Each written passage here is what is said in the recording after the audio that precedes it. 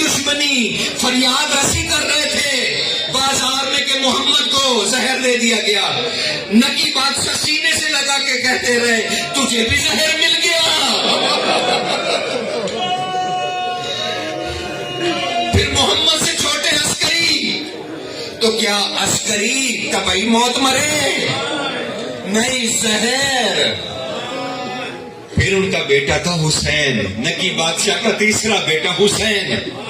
بابا سے بہت پیار تھا, پانی لے کے اس قید خانے کے سامنے روز چلے جاتے تھے, کہتے تھے دیکھو یہ پانی ہے, میں ان کا بیٹا ہوں, مجھے صرف ایک دفعہ پانی پلانے دو. کوئی نہیں پلانے دیتا تھا, کسی کو پیاسا مار دیا, کسی کو پانی پینے نہیں دیتے. کیا عرض کروں میں, کیا عرض کروں. بس عسکری اور حسین اور جعفر کھڑے ہیں. انہیں بلایا گیا, کہا ادھر آؤ, بابا کو پانی پلانا چاہتے, ہم نے پلا دیا. کہنے لگے ہم نے پلا دیا. بس عسکری بادشاہ نے تکبیر دی, اللہ اکبر, کیا تم نے میرے بابا کو تم نے پانی پلایا؟ دروازہ کہتا ہاں ہم نے پلا دیا. کہا کیسے پلا دیا, وہ تو کنویں میں تھے, کیسے پلا دیا, کیسے پلا دیا, کیسے پلا دیا؟ کہا ہم نے کوئی 1 حربہ استعمال کیا. تمہارے امام کی شہادت 3 حربوں سے ہوئی, 3 حربوں سے, 3 حربوں سے. کہا جو روٹی تھی اس میں زہر ملایا, جو پانی کا گھونٹ دیا اس میں زہر ملایا, جو کھجور تحفہ خمس پیش کیا اس میں زہر ملایا. کہا بابا تینوں چیزیں پی بھی گئے, کھا بھی گئے, بس انتظار کرو. بس کنویں سے ایک لاش نکالا گیا جس کے پیچھے ایک ٹوٹی ہوئی پسلیوں والی بی بی بال کھولے کر رہی تھی. یا محمد یا محمد, بس زیارت تو کرو. قید خانے سے کیسے آ رہا ہے, اور نبی کی زیارت تو کرو. اور عسکری کو کیسے دیا تم نے؟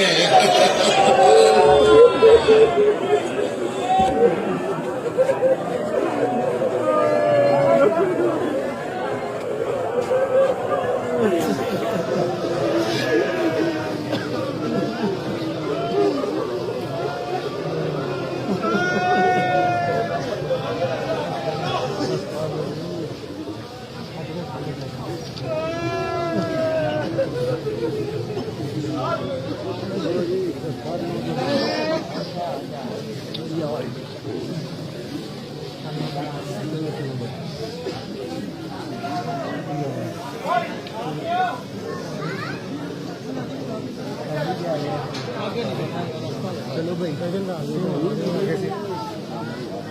جانا جاسو لینا ہو گیا نکلنا. چلو چلو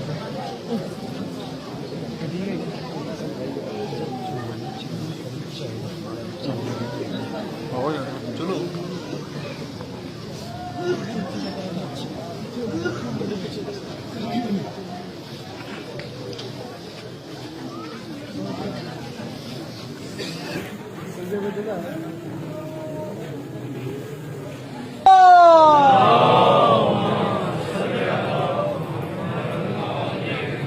اہل بیت کے دشمنوں پہ لعنت.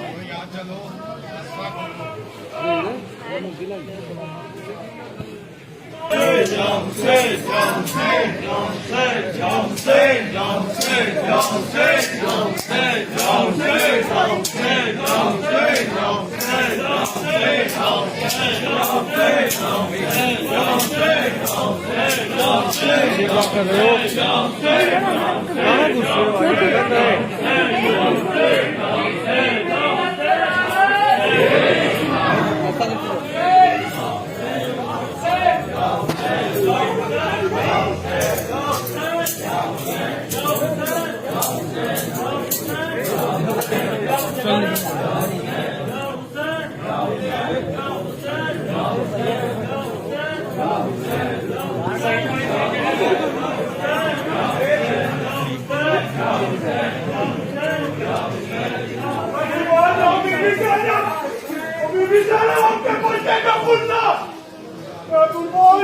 बच्चों आगे पीछे हो जाओ